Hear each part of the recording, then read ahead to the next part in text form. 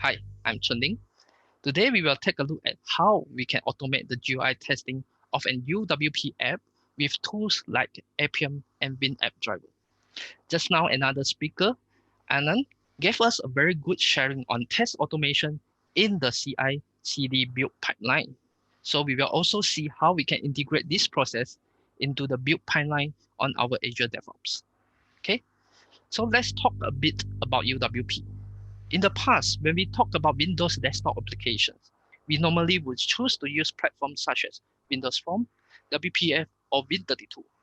Today, UWP, which is also known as Universal Windows Platform, is an additional new way to develop a client application on Windows 10 devices, be it desktop, Surface, Xbox, HoloLens, and even IoT devices. As any other apps, one of the key challenges in testing apps is to test the GUI part. In the early stage, it's possible to do that manually by clicking around the app.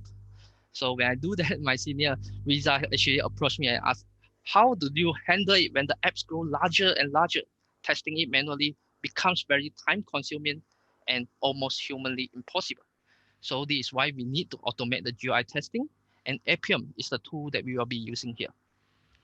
Just now, our another speaker, Martin, also shared about Appium. So what is Appium? Appium is basically an open source test automation framework for not just about Windows apps, but also iOS and Androids.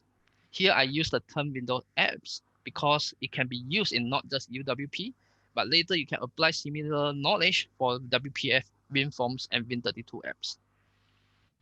So Appium is basically a web server that exposes a REST API. Here we need another tool called the MinAppDriver, which enables Appium to test any Windows apps. Together with Appium and MinAppDriver, we can use them to do the GUI test automation. We can write tests in C# and run them from Visual Studio Test Runner. We will see how in the demo later. So that's it for the slides. After this, I will do demos to show two things. The first demo is about how we can write the GUI test cases and some of the important lessons I learned when using Appium and MinAppDriver to test my UWP app in Visual Studio locally. After that, I will demo about how we can automate this process as well in our Azure DevOps build pipeline on the cloud. Okay, so let's start the demo. Okay, so this is Visual Studio start screen. So for those who are new to UWP app application development, I would like to share with you a very exciting extension from Visual Studio, which is called Windows Template Studio, as you can see here. So it enables developer to quickly build a UWP app with best practices. And guess what? When I scroll down to the testing portion, as you can see here, Appium is actually one of the suggested platform that for the user to choose from. So when we click create, I won't click over here because I have a personal UWP project ready. You will see something like this, which is the solution structure. So the first two are related to the app. In this case, it's my painting app in UWP. What is interesting is the third one where we put our GUI test cases. So for example, we have this UI test abstract base class. So where all the test cases are inherited from. So here you will see, how come we have this MinAppDriver URL? So without this MinAppDriver, we actually cannot run these test cases successfully for the UWP app testing. So here it has a URL. So this is how we talk to the MinAppDriver. And the app to launch, we will use the ID of the UWP app, which is you can get from the package manifest of the UWP. So the first lesson is that in the packaging, they actually only provide the ID, but when we need to reference to the app itself, we need to add in this thing called exclamation mark and followed by app. Okay, so this is the first lesson. Then second lesson, as Martin shared just now, when we need to identify an element, a UI element on the app, we just do like find element by accessibility ID. This is true for UWP UI element, which has string as their content. However, for those things such as, let me show you the canvas control, which is definitely not contain a string as a content, or your customized user control, then using that, you need in order to use that method, you need to add in this automation properties.name, then come with a random non-empty string. So this is a workaround for now to make it happen. So for those who are new to this can be a great lesson to learn. Thirdly, sometimes in our app, we need to like open a file or save a file. We need to testing the functionality. So we have this Windows prompt. So how do we interact with that? How do we get this text box, for example, to enter the file name? With that, I would like to introduce a tool called the inspect. So when I choose this tool, this text box, it will show me the automation ID 1148. And that's why in the code, later when you see, I will share the link, you will see that testing the open file over here, you will see the 1148.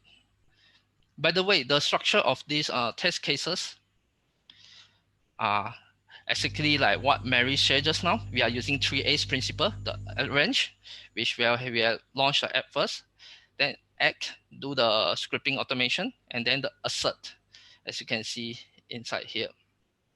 Okay, so here I'm testing the file saving and file opening. So let's see how we can run the test locally.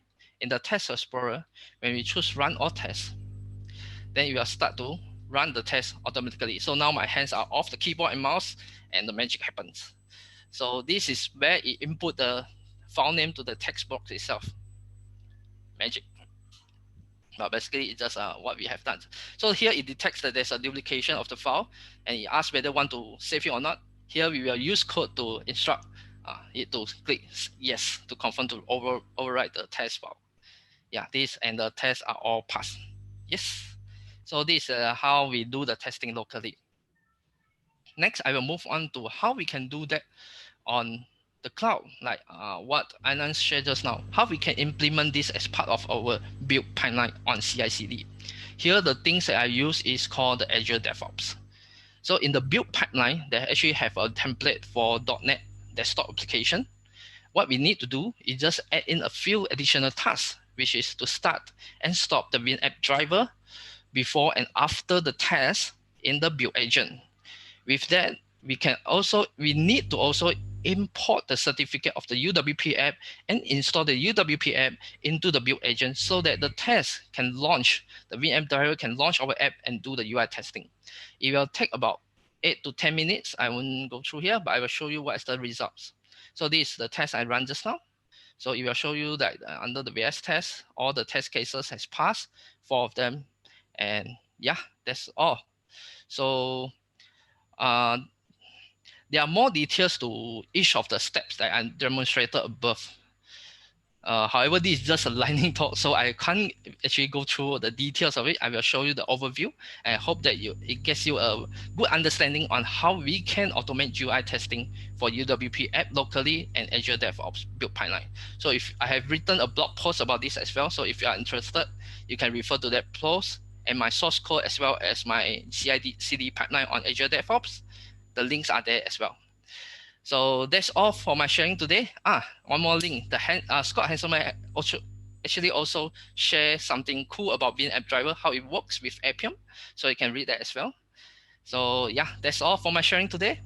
Please reach out to me on Twitter if you'd like to have some more discussion on this topic.